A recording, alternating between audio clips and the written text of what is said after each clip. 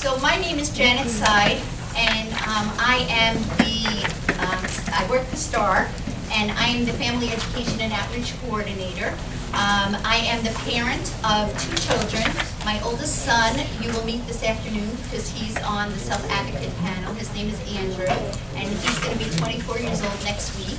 And then and he's my son on the autism spectrum. And then I have another son who's 20 years old away at college. So it's interesting to be at this point in my life because I have the long view with Andrew with autism. I've been doing this a long time with him. Before that, before this job, because we're only about a year and a half living in Charlottesville, I worked for Cincinnati Children's Hospital in a very similar role where I was able to help families. I had a family advisory council in the hospital, and I was a resource person doing family navigation for the hospital as well in their division of developmental and behavioral pediatrics. And then I also facilitated a support group for family members for 6.5 years for the Autism Society. So I have a lot of experience in working with families, and I tend to draw on my experiences with my own son to be able to help other families. And so you might hear a couple of stories today if we have some time. And at the end, we'll take some questions and comments, epiphanies, whatever, just so we can have some discussion. But I have a question for all of you guys. Actually, my first question is, are most of you guys family members, or do we have any professionals here too? Professionals? Okay, and family members? Most of the other? Okay, great, just so I know who's in the room. So, okay, my first question is, a show of hands, do you think that individuals on the autism spectrum want friends? Yes? Okay. So if I would have asked that question a little while back, like I used to say this, ask them all the time when I would do workshops in Cincinnati, and I would get many, many times that, people would say, well, my kid's not social, I'm not interested, they're not interested, they don't want friends. And I will tell you, I'm going to go back, hold on 1 second. The research tells us that they do enjoy friendships with their peers. And the difficulty that they have is those, social communication, those challenges with social communication. But even though they have social differences that have made it more difficult for them, they do desire and seek out friendships. And it is that they have the difficulty to develop and maintain the relationships. And these are some social challenges to real life friendships. So first we're going to talk about what does that look like in real life, and then later on in our discussion we're going to talk about what happens online. But there's actually like 4 areas that I want to talk about today about social challenges. So there's a lot of pressure on what to say and what to do and adhering to social norms.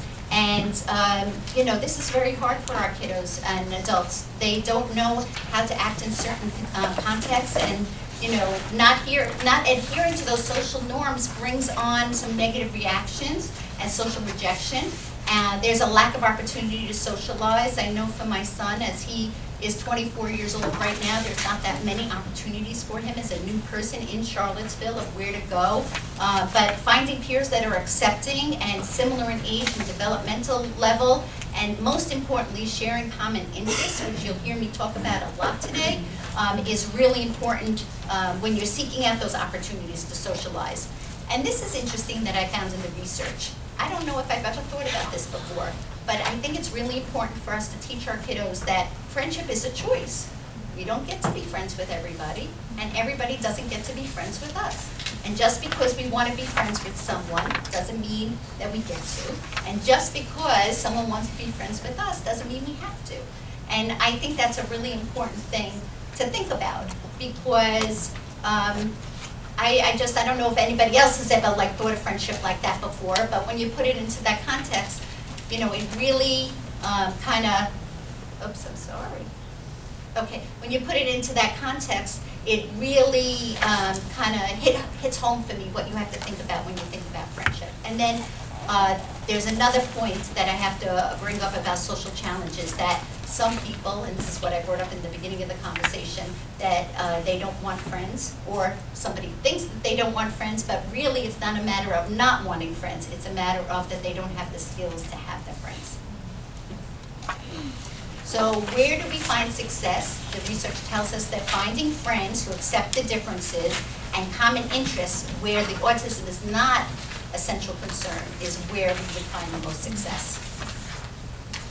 So what are some of the things that, where would we find those friends that accept the differences? Well, there's 4 areas here. So when you don't have to adhere to those social norms, which make people feel a lot of, uncomfortable feelings and takes a lot of effort, well, okay, if you don't have to do that, that would be a way for you to find friends.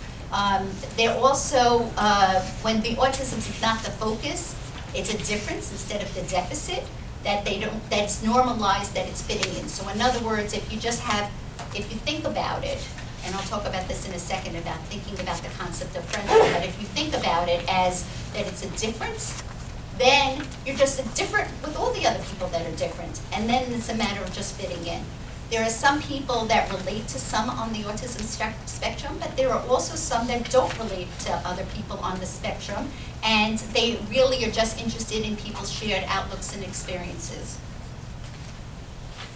So I spoke a little bit before about the common interest not being where the autism is not the central concern.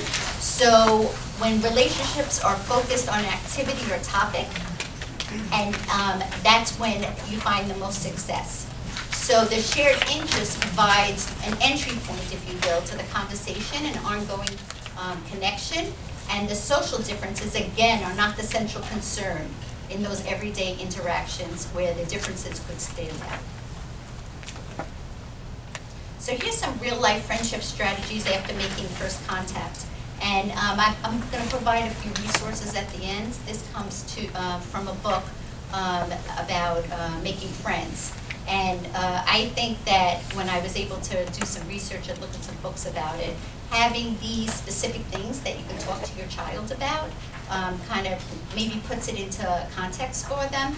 But again, thinking about friendship, it's rare that people exchange contact information before strong acquaintances form. I know my son might go out and he might want to be friends with somebody and he might ask them for their phone number like right away, but if you think about it, you really have to meet somebody a few times before you're asking them for their contact information. And then you need to kind of come up with a cover story, if you will. You have to say to them, I noticed that you're interested in this, and I'm also interested in this. Do you think maybe you want to get together to talk about that? Or do you want to hang out and go to a movie because we're both interested in movies or something like that? But you need some kind of cover story. You can't just say, hi, my name is Janet, I want to be your friend, here I am. You need like something to be able to say. So that's your cover story. And then also to be able to tell our individuals that you can't just keep leaving messages and not having a return something in between. So this is another strategy because you really creep people out if you just keep calling and calling and calling. And then also we just have to think about, and this is just kind of a placeholder to think about where things are safe and positive that you can create these interactions in the community. So I really want to talk to you guys for a second about the concept of friendship, because when I was looking over the articles, I saw that there was research and service providers often conclude that research for people on the autism spectrum is lacking when compared with their typically developing peers. But what was interesting to me, what I got out of the research, is that the experiences, and I'm reading this directly from the slide because I think it's important to state it like this, the experiences of some young adults can tell a story of difference rather than deficits. And we're always so focused on what our kids can't do. But really, aren't we all different? And so if you put people together that have differences, let's appreciate the differences they have instead of focusing on all the challenges.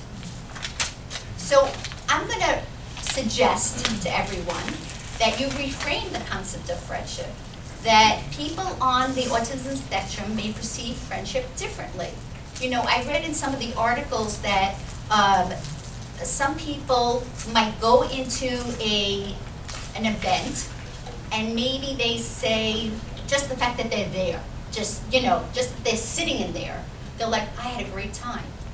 But for us, unless we engaged or participated, maybe that we look at them and we say, oh, they're not so social, they're not so interested, they didn't like it very much because they didn't engage and participate. Maybe that's something we would do, but that's not always the same thing for our kiddos. Or maybe they just said like one thing to somebody else. And they go, oh, I met somebody today.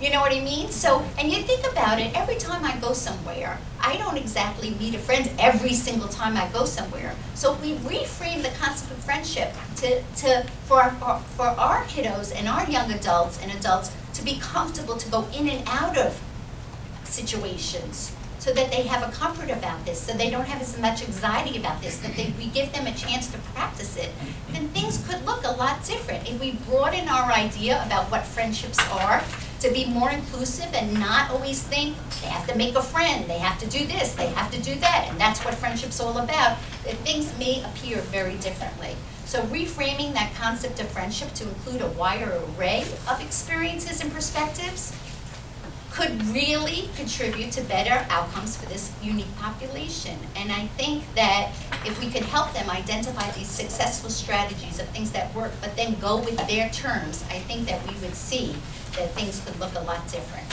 So what does the research tell us about individuals with ASD specifically about social situations? Well, they have difficulty with face-to-face social interactions.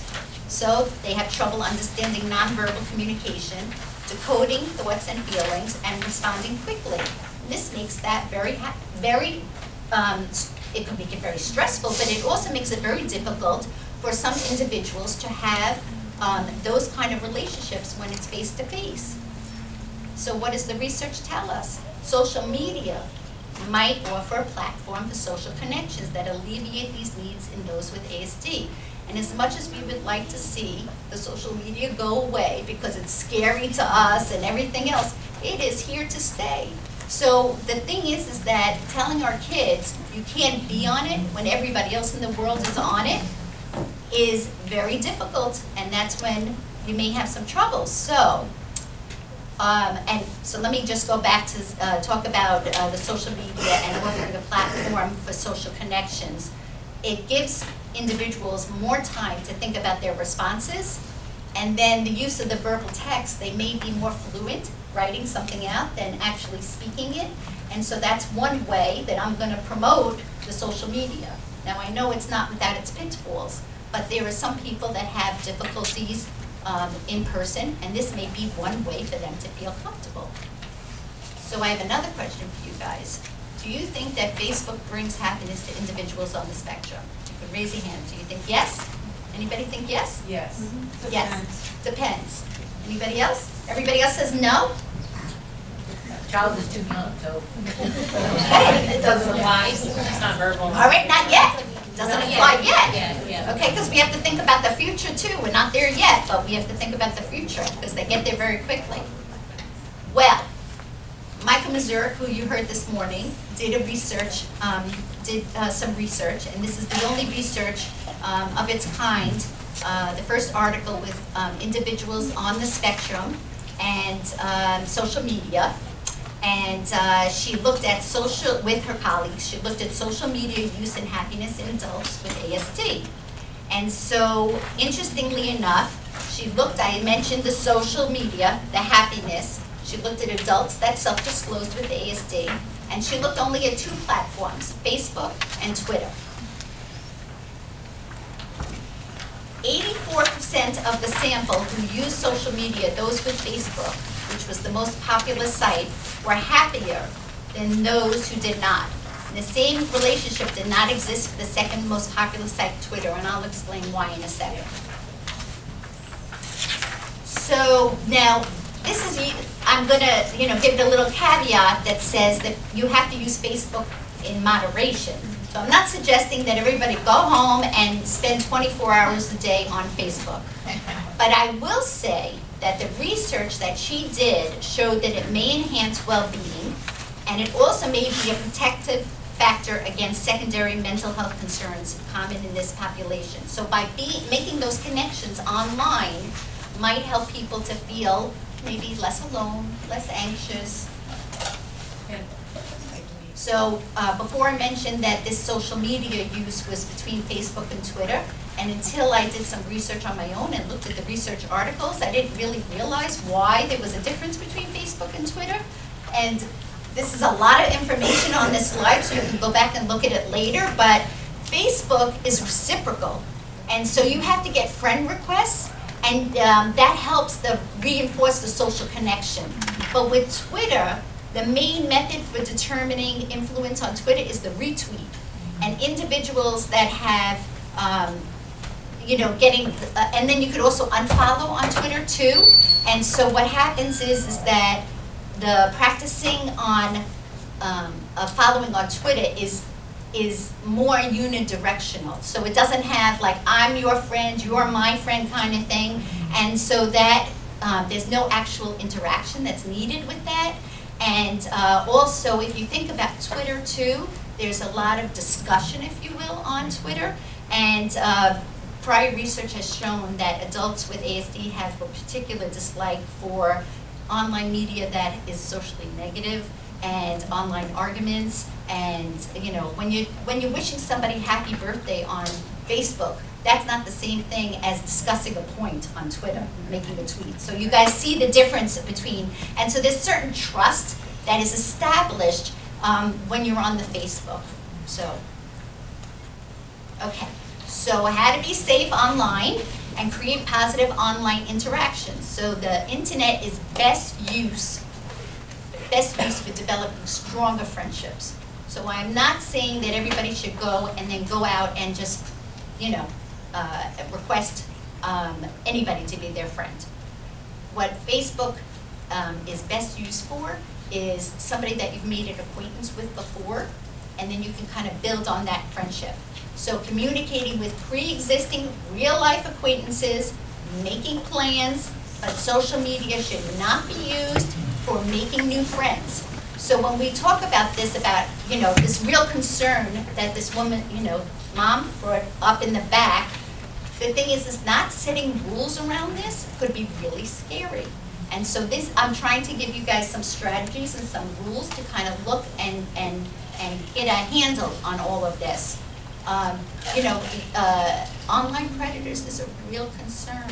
And so, the thing is that as much as we want to keep watching our kids on 14, you could watch your kid pretty much. You have the computer in a centralized place in the house. You can pretty much watch what they're doing online. When they get older and they're 24 years old, I can't be chasing my kid around the house like, what are you doing? What are you doing? What are you doing? He has to live. I can't let him live like that. So what I have to do is set those parameters for him. And when he was younger, this actually came up because he was friends with somebody who was on a soccer team. And my son thought just because he was friends with this young man that he could then go ahead and friend all of the other guys on the soccer team. So my son wasn't on the soccer team, only this friend. Well, I got a call from the friend's mother, and she said to me, do you know that Andrew is friending all these people on the soccer team? And I'm here to tell you that they're not all the best people. And I said, oh no, I didn't know, so I had to go back and explain to Andrew that we're only going to friend people that we know. So let's talk about internet safety then. Don't accept friend requests from strangers. Don't send friend requests to strangers. Don't get too personal. Anybody can read or hear what you have to say. Only share what you're comfortable saying. So Andrew had a high school teacher that said, her name was Miss Pitts, and I loved Miss Pitts saying, it said, the words that come out of your mouth live in your future, so choose them wisely. And she made the kids say it in high school every single morning that she was the teacher. And it was for this particular reason that she always made them say it. And Andrew could repeat it to this day, but it's really important. The words that come out of your mouth live in your future, so choose them wisely. And by the way, once they go out, it's hard to get them back. So don't post any contact information or profile pages or give any contact information to strangers online. So how can parents help? So parents can monitor, which is something we talked about before, the social networking pages discreetly. So if you are not on Facebook and you want to get a whole, see what's going on with you, especially when they're younger, and see what's happening with your child on Facebook, you can become their friend. You can say, look, if you want to be on Facebook, I have to be your friend too. And this way you're able to monitor that. I don't think that's unreasonable, especially when they're younger. When they're older, if you start something like that older, it's a little harder because you haven't set up those rules, but you can set up other rules, as I talked about before with some strategies. But at least you get a little insight to who your kids' friends are. Also, you can set up privacy settings.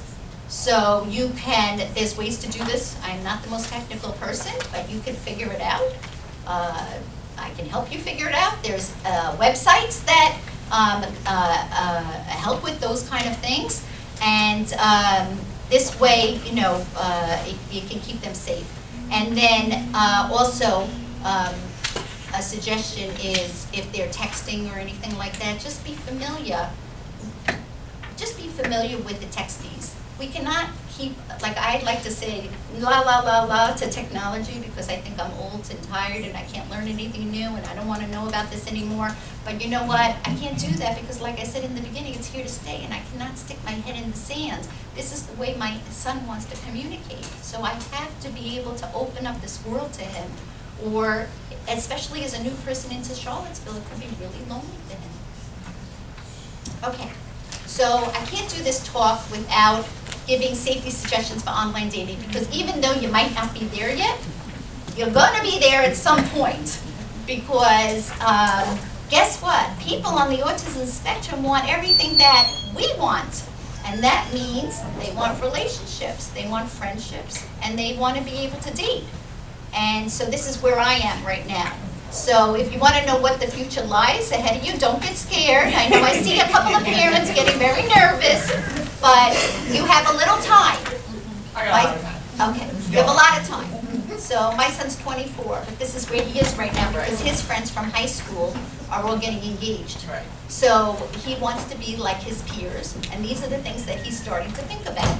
So I just gave some strategies about contact, transportation, and family and friends. Don't go anywhere without telling anybody where you're going, okay? And check in with them at all times. Don't get into the car with anybody. Don't give them contact information. Don't tell them where you live. This is just good practice for all people. I don't know how many people are on dating, dating sites, but I have a very close friend that's single and she's on dating sites and she follows all of these practices. So this is just good practice for everybody. So, so these are the things that I hear all the time. My child doesn't want friends. Will he or she change their mind? And this all sounds great, but my child won't listen to me, what Dr. was just saying. And how do I keep them safe?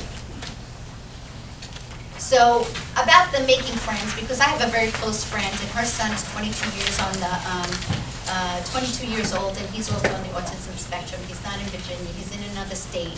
And she has insisted to me on a daily basis that he is not interested in friendships. He has no interest.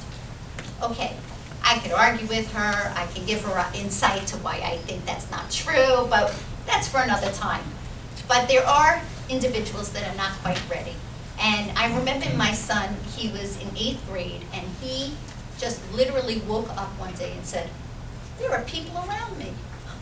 What do they do? Literally, he was not social before that, and now he's very socially motivated. He's very interested in connecting with people. He's very interested in dating. So, but before that, really nothing. So everybody is going to be on their own timetable. And so I use that word late bloomer, but late bloomer could be any time in life. And just, kind of keep these things on the back burner, think about these strategies, and save them for when you need them. And then also just remember that what it looks like that they lack social, motivation may not actually be that. It may be that they're just lacking the skills. Okay, so here's some strategies that I can think of, and maybe you guys can think of some additional ones about how to enforce the safety. So just being very, very specific. Ask concrete questions. Have you met the person more than 2 times? Who are you meeting? Where do they live? Who do they live with? How old are they? Do they go to school? Do they go to work? You know, just, these are things to keep our kids safe, so we have to ask questions. We can't just let them go off. You can do some problem solving with them. What happens if this happens? What happened? You know, I would like to write a book one day that says, you know, I would like to write a book one day where I can account for every single situation. But you can't account. I don't know what's going to happen. I can try to guess what's going to happen. So, but there's always like, I forgot to tell you that. Or, I didn't think you were gonna think that. Or, I didn't really go down that way. And so there's always those, you know, next things, aren't there, right? That we didn't think about. So you can think as much as you can about what happens if, and talk about consequences and all of the problem solving. So start there and just, you know, talk to friends and see what other kind of situations come up, and just keep adding that to your toolbox, adding that to your strategies. And also have a social safety plan. What happens if somebody asks you to go into the car? What happens, you know, talk about telling people. So that's to Daria's point. Tell the people that are in school, tell the people that are at work. These are the things, so communicating a plan. These are the things that I've discussed with my child. If you see those kind of things in the workplace, at school, or whatever, just know I've already discussed that with my child. This is the plan that we've come up with, and I would like you to know that, so that in case I'm not there, something can be enforced. And then you could always block people online, like you can unfriend people. That's like the great thing about social media. And by the way, if you unfriend them, they don't actually know about it necessarily. So you're not really insulting anybody else, but some people aren't safe for the person to be friends with online. And so these are some of the things that you can do. So I have some final thoughts that I think are really important, and then we'll get into a little bit of a discussion. But I think social skills is not an end goal. Like we always think, oh, if we can only get our kids to know about social skills, they'll be okay. If we only can know they know what the right thing to say, they'll know the right thing to do, or whatever, but it's an outcome. It's not an end goal. And so why is this so important? And I'm gonna get on my soapbox, but it's so important because if you don't have some kind of skills, you're not gonna be part of the community. And it's really important for our kiddos to be part of a community so that they can go out and have a good quality life, so that they can go out and work, so that they can have connections with people, they can have relationships with people, and not just the people that we pay for them to be friends with. You know what I mean? So this is stuff to think about in the future. So how can we help? By understanding the experiences of friendship, identifying where they need help, identifying strategies and approaches that might work best for them, we can certainly support their efforts. Here's some of the references that I use, so they're in the back. The Science of Making Friends is a great book. It's connected to a program called Peers.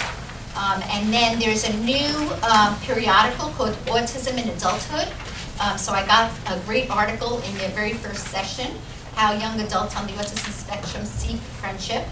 And also, Michael Mazurek, which is that last article, is the social media use and happiness in adults with autism spectrum disorder.